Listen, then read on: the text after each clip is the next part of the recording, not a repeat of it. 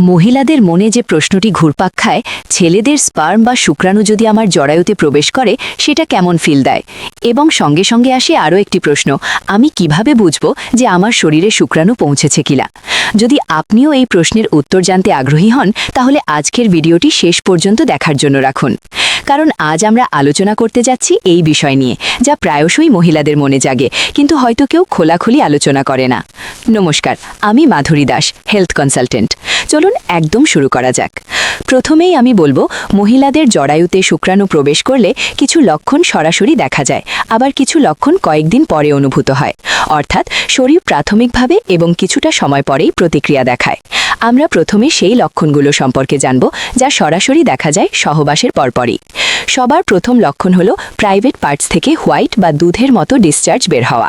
দেখুন, সহবাসের সময় ছেলেদের বীর্য মহিলাদের শরীরে প্রবেশ করে, কিন্তু পুরো বীর্যই জরায়ুতে যায় না। বীর্যের মধ্যে যা মূল স্পার্ম বা শুক্রাণু, সেটাই জরায়ুতে পৌঁছায়।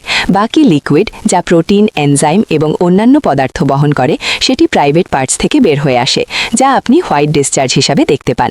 এটি স্বাভাবিক একটি প্রক্রিয়া, এবং এর মাধ্যমে শরীর শুক্রাণুর উপস্থিতি প্রাথমিকভাবে অনুভব করে। এখন আমরা চলব দ্বিতীয় পর্যায়ে, অর্থাৎ সহবাসীর কয়েকদিন পর শরীর যেসব লক্ষণ দেখায় সেগুলো সম্পর্কে। সবার প্রথম লক্ষণ হলো স্তন ভারী বা ফোলা মনে হওয়া। এটি ঘটে কারণ যখন শুক্রাণু ডিম্বাণুর সঙ্গে মিলিত হয় এবং ফার্টিলাইজেশন ঘটে, তখন শরীরে হরমোনের মাত্রা বাড়তে থাকে। বিশেষ করে প্রোজেস্টেরন, ইস্ট্রোজেন এবং এইচসিজি হরমোনের মাত্রা বৃদ্ধি পায়।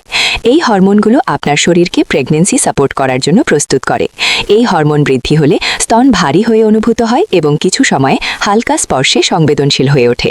দ্বিতীয় লক্ষণ হল হালকা স্পটিং বা ব্লিডিং। ফার্টিলাইজেশন সম্পূর্ণ হওয়ার পর ডিম্বাণু ফ্যালোপিয়ান টিউব থেকে বের হয়ে এন্ডোমেট্রিয়ামে স্থাপন হয়। এই প্রক্রিয়াকে আমরা ইমপ্ল্যান্টেশন বলি। ইমপ্ল্যান্টেশন প্রায় 5-6 দিন সময় নেয়, তাই সহবাসের 6 থেকে 8 দিন পরে যদি হালকা স্পটিং বা ব্লিডিং হয়, তবে এটি নির্দেশ করে যে শুক্রাণু সফলভাবে জরায়ুতে পৌঁছেছে এবং ডিম্বাণুর সঙ্গে মিলন ঘটেছে। তৃতীয় লক্ষণ হল পেটের নিচের অংশে, অর্থাৎ তল পেটে ক্র্যাম্প বা হালকা ব্যথা অনুভব হওয়া। ইমপ্ল্যান্টেশন প্রক্রিয়ার সময় ডিম্বাণু এন্ডোমেট্রিয়ামের সঙ্গে সংযুক্ত হয় এবং এই সংযুক্তির কারণে তলপেটে ব্যথা অনুভূত হয়। এটি সাধারণত হালকা হয় এবং অল্প সময়ের জন্য থাকে। চতুর্থ লক্ষণ হল মর্নিং সিকনেস বা বমি ভাব। যখন ফার্টিলাইজেশন ঘটে, তখন ইস্ট্রোজেন, প্রোজেস্টেরন এবং এইচসিজি হরমোনের মাত্রা দ্রুত বৃদ্ধি পায়। প্রোজেস্টেরন হরমোন বৃদ্ধির কারণে পাচনতন্ত্রের কাজ ধীর হয়ে যায়, ফলে আপনি যাই খান না কেন হজম হতে সময় নেয় এবং মাঝে মাঝে বমি ভাব বা গা ঘোলা অনুভূত হয়। এই লক্ষণগুলো প্রাথমিকভাবে প্রেগন্যান্সি শুরু হয়েছে এমন একটি ইঙ্গিত দেয়। এই সমস্ত লক্ষণগুলো দেখে প্রাথমিকভাবে বোঝা যায় যে মহিলার জরায়ুতে শুক্রাণু প্রবেশ করেছে।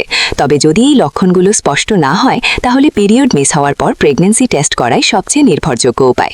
এছাড়াও কিছু ছোট ছোট প্রাথমিক লক্ষণও লক্ষ্য করা যেতে পারে, যেমন শরীরের হালকা তাপমাত্রা বৃদ্ধি, ক্ষুধার অভ্যাসে পরিবর্তন, হালকা মাথা ঘোরা বা ক্লান্তি অনুভূত হওয়া। এগুলো শরীরের প্রাথমিক প্রতিক্রিয়া, যা ফার্টিলাইজেশন এবং হরমোনের পরিবর্তনের সাথে সম্পর্কিত। এখন আমরা যদি একটু আরও গভীরে যাই, তবে জানতে হবে শুক্রাণু কিভাবে কাজ করে। সহবাসের সময় বীর্য মধ্য দিয়ে শুক্রাণু জরায়ুর দিকে রওনা হয়। এই শুক্রাণুর মধ্যে কিছু শক্তিশালী, যা ডিম্বাণুর সঙ্গে পৌঁছাতে সক্ষম হয়। বাকি অংশ এবং লিকুইড শরীর থেকে বের হয়ে আসে, তাই সমস্ত বীর্যই জরায়ুতে পৌঁছায় না। জরায়ুতে পৌঁছানো শুক্রাণু যদি ডিম্বাণুর সঙ্গে মিলিত হয়, তখন ফার্টিলাইজেশন ঘটে। এটি শারীরিকভাবে একটি নিখুঁত প্রক্রিয়া, যা সঠিক হরমোনের সমন্বয়ে ঘটে। ডিম্বাণু এবং শুক্রাণুর মিলন হয়ে গেলে শরীর হরমোনের পরিবর্তনের মাধ্যমে প্রেগন্যান্সি সাপোর্ট করার জন্য প্রস্তুত হয়। প্রোজেস্টেরন হরমোন, যা প্রেগন্যান্সি সাপোর্টের জন্য অত্যন্ত গুরুত্বপূর্ণ, বৃদ্ধি পায়।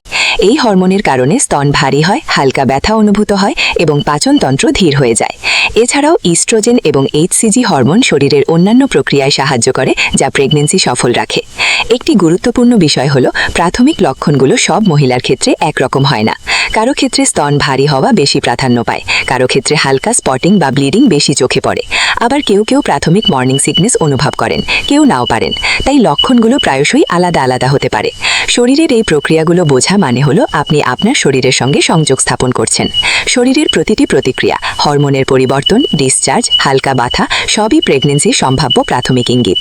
তবে নিশ্চিতভাবে জানার জন্য প্রেগন্যান্সি টেস্ট করাই সবচেয়ে নির্ভরযোগ্য পদ্ধতি। ভিডিওটি যদি দেখার সময় মনে হয় যে আপনার আরও কিছু প্রশ্ন আছে, যেমন কতদিনের মধ্যে শুক্রাণু ডিম্বাণুর সঙ্গে মিলিত হয় অথবা কী কারণে কিছু মহিলার প্রাথমিক লক্ষণ বেশি স্পষ্ট হয়, আপনি অবশ্যই কমেন্টে লিখে জানতে পারেন। আমি চেষ্টা করব পরবর্তী ভিডিওতে সেই প্রশ্নগুলো কভার করতে। সুতরাং সংক্ষেপে বলতে গেলে মহিলাদের জরায়ুতে শুক্রাণু প্রবেশ করলে শরীর কয়েক ধাপে প্রতিক্রিয়া দেখায়। প্রথমে প্রাইভেট পার্টস থেকে হোয়াইট ডিসচার্জ বের হওয়া, এরপর কয়েকদিন পরে স্তন ভারী হওয়া, হালকা স্পটিং, তলপেটে ক্র্যাম্প এবং মর্নিং সিকনেসের মতো লক্ষণ। এই লক্ষণগুলো শরীরের প্রাথমিক সিগন্যাল, যা প্রেগন্যান্সি বা ফার্টিলাইজেশন প্রক্রিয়ার সূচনা বোঝায়। ভিডিওটি যদি আপনাদের ভালো লেগে থাকে তাহলে লাইক এবং শেয়ার করতে ভুলবেন না। এছাড়াও যে কোনো প্রশ্ন বা মন্তব্য থাকলে কমেন্টে লিখুন, যাতে আমি পরবর্তী ভিডিওতে আরও বিস্তারিত আলোচনা করতে পারি। আজকের ভিডিওতে এতটুকুই ছিল। আশা করি এটি আপনাদের অনেক তথ্য দিয়েছে। আবার দেখা হবে পরবর্তী স্বাস্থ্য এবং হেলথ সংক্রান্ত ভিডিও নিয়ে। নমস্কার।